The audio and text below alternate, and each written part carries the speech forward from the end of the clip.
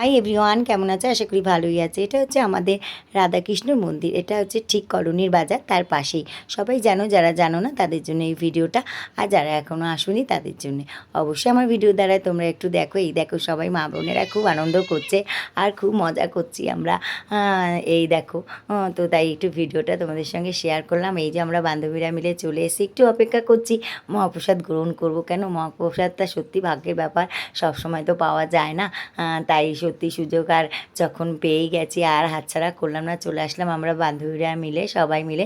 এই বছরে আমাদের 31তম বর্ষ পূর্ণ হলো, তাই সব খুবই আনন্দ করছি আর খুবই ভালো লাগলো। মায়াপুরের মতন মনে হলো। এই দেখো মহাপ্রসাদ নিয়ে যাচ্ছে। এই মহাপ্রসাদটা সত্যি দর্শন করা খুব ভাগ্যের ব্যাপার। তো আমি যখন দেখলাম, আমি আজকে ভাগ্যটা আমাকে সাথ দিল, তাই তোমাদের সঙ্গে একটু শেয়ার করলাম যাতে তোমরা আমার ভিডিও দ্বারা একটু দেখো। আর এই যে তারপরে বসে পড়লাম, আমাদের সবাই প্রসাদ নিয়ে, প্রসাদ দেওয়া চালু হয়ে গেছে। এই যে আমরা সব খাচ্ছি। এই যে দেখো, কিট বেবিটা আবার টাটা করলো তোমাদের।